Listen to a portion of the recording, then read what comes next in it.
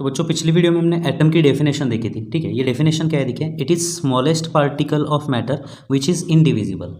इसका मतलब क्या है कि एटम जो है ये मैटर का सबसे छोटा पार्टिकल होता है जिसको हम फर्दर डिवाइड नहीं कर सकते या फर्दर उसको कट नहीं कर सकते, ठीक है।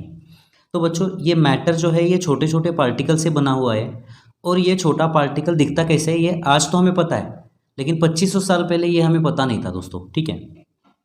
तो 2500 साल पहले सबसे पहले ये बात दुनिया को दोस्तों इंडियन फिलोसोफर कनद इन्होंने दुनिया को बताई, ठीक है। तो बच्चों 2500 साल पहले, ठीक है, 2500 साल पहले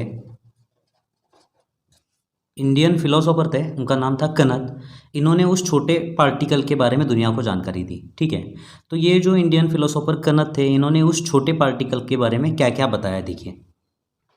तो 2500 साल पहले इंडियन फिलोसोफर कनद ने उस छोटे पार्टिकल के बारे में ये जानकारी दी दुनिया को, ठीक है। वो क्या है देखिए, सबसे पहला सेंटेंस उन्होंने बोला कि matter is made up of very small particles, ठीक है। और ये छोटे छोटे पार्टिकल्स को उन्हें परमाणु, वो परमाणु बोलते थे, उन्होंने ये उसको परमाणु नाम दिया, एटम नहीं बोलते थे, ठीक है। एटम बाद में नाम उसका गिरा हुआ है, ठीक है।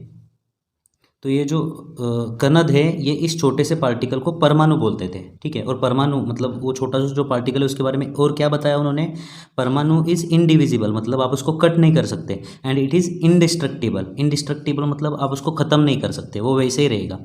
जो मैटर का छोटा पार्टिकल है उसको आप ख़त्म नहीं कर सकते, ना ही उसको आप कट कर सकते हो। ये जानकारी दोस्तों उस छोटे से पार्टिकल के बारे में इंडियन फिलोसोफर कनद ने 2500 साल पहले दुनिया को दी, ठीक है। फिर दोस्तों ये जो एटम नाम है ये कहाँ से आया, ये मैं आपको बताता हूँ। तो बच्चों देखिए 2400 साल पहले, ठीक है, आज से 2400 साल पहले ग्रीक फिलोसोफर थे डेमोक्राइटस, ठीक है। इन डेमोक्राइटस ने उस छोटे से पार्टिकल के बारे में हमें क्या जानकारी दी देखिए।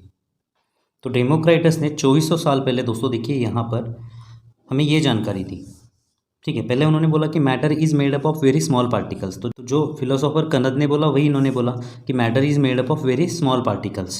और उस छोटे पार्टिकल उस छोटे पार्टिकल के बारे में उन्होंने क्या बोला, दिस पार्टिकल इज़ इनडिविजिबल, मतलब हम उसको कट नहीं कर सकते, ठीक है। तो जो फिलोसोफर कनद ने बोला वही दोस्तों डेमोक्राइटस ने बोला। लेकिन डेमोक्राइटस ने क्या किया दोस्तों, इसका जो नाम है उन्होंने इसका नाम जो है वो एटम रखा, ठीक है। He named that particle as atom. तो सबसे पहले दोस्तों ये जो छोटा सा पार्टिकल है इसको एटम नाम किसने दिया, डेमोक्राइटस ने दिया, ठीक है। और ये नाम आया कहाँ से दोस्तों, ग्रीक में एक वर्ड है एटोमस, ये एक वर्ड है ग्रीक लैंग्वेज में, ठीक है। ये एटोमस का मीनिंग क्या है दोस्तों, which can not be cut, मतलब जिसको कट नहीं कर सकते उसको एटोमस बोलते हैं, ठीक है। तो यहाँ से दोस्तों ये एटम का नाम आया हुआ है।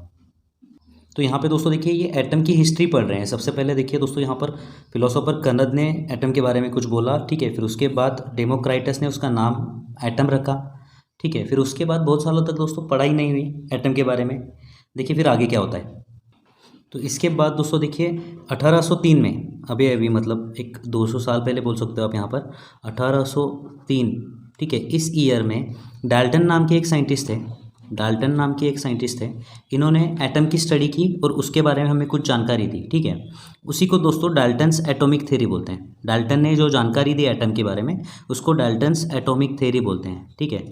तो ये डाल्टन्स एटॉमिक थ्योरी क्या है, मतलब डाल्टन ने एटम के बारे में क्या जानकारी दी उसको हमें यहाँ पर पढ़ना है। तो ये जो डाल्टन थे दोस्तों, ये डाल्टन ने एटम के बारे में क्या क्या बोला देखिए। सबसे पहले तो इन्होंने बोला matter is made up of atom, ठीक है, ओके। तो एटम के बारे में इन्होंने क्या बोला कि matter is made up of atom, जो ऑलरेडी पिछले कुछ फिलोसोफर ने बोला था वही इन्होंने बोला। फिर आगे क्या बोलते हैं एटम के बारे में देखिए, atom is indivisible and indestructible. इसका मतलब क्या है, एटम को हम कट नहीं कर सकते, हम एटम को कट नहीं कर सकते या फिर उसको हम डिस्ट्रॉय नहीं कर सकते, ठीक है, मतलब उसको हम ख़त्म नहीं कर सकते। अब एटम दिखता कैसे है उसके बारे में उन्होंने वो क्या कहते हैं देखिए, atom is just like a solid sphere with no internal structure. मतलब एटम कैसा दिखता है कि वो एक सॉलिड स्फीयर जैसा दिखता है, जैसे बॉल बेरिंग का बॉल होता है ना, वैसा एटम दिखता है, ऐसे ये डाल्टन बोल रहे हैं, ठीक है। लेकिन बाद में जो साइंटिस्ट लोग आने वाले थॉमसन, रुदरफोर्ड, ये इसको गलत साबित करेंगे, ठीक है। अभी ये बोल रहे हैं क्या कि atom is just like a solid sphere with no internal structure, ठीक है। मतलब एटम जो है ये एक सॉलिड स्फीयर जैसे, मतलब सॉलिड बॉल जो होता है ना, बॉल बेरिंग, उसके जैसा है और उसको कोई इंटरनल स्ट्रक्चर नहीं है।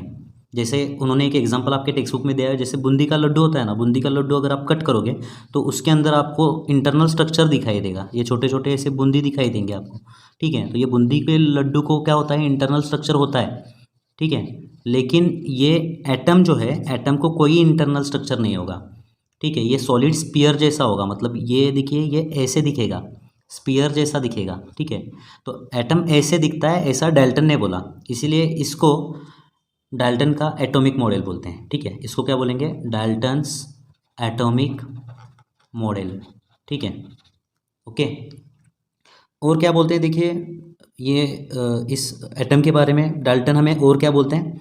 Mass is uniformly distributed in an atom, मतलब ये जो मास है, इस एटम का जो मास है वो यूनिफॉर्मली डिस्ट्रीब्यूट हुआ होता है अंदर, मतलब यहाँ पे जितना मास है उतना ही मास यहाँ पे होगा, उतना ही मास यहाँ पे होगा, सारा यूनिफॉर्मली डिस्ट्रीब्यूट होगा। ऐसे नहीं होगा कि यहाँ पे ज़्यादा मास है यहाँ पे कम है, ऐसे नहीं होगा, सारा थ्रू आउट जो है मास यूनिफॉर्मली डिस्ट्रीब्यूट हुआ होगा, ठीक है। तो ये चार चीज़ें जो हैं दोस्तों, ये एटम के बारे में डाल्टन ने हमें दी हुई हैं, ठीक है। तो एटम के बारे में डाल्टन ने हमें जो जो बोला है यहाँ पर, वो सारी चीज़ें सही नहीं है, कुछ चीज़ें सही है उसमें की, लेकिन सारी चीज़ें सही नहीं है, ठीक है। तो जो अगले साइंटिस्ट हैं थॉमसन, वो क्या करेंगे, वो हमें एटम के बारे में नई जानकारी देंगे, ठीक है, लेकिन उसको हम नेक्स्ट वीडियो में पढ़ेंगे। तो मिलते हैं दोस्तों आपसे अगली वीडियो में। धन्यवाद। चैनल को प्लीज़ सब्सक्राइब करिए और वीडियोज़ को शेयर करिए।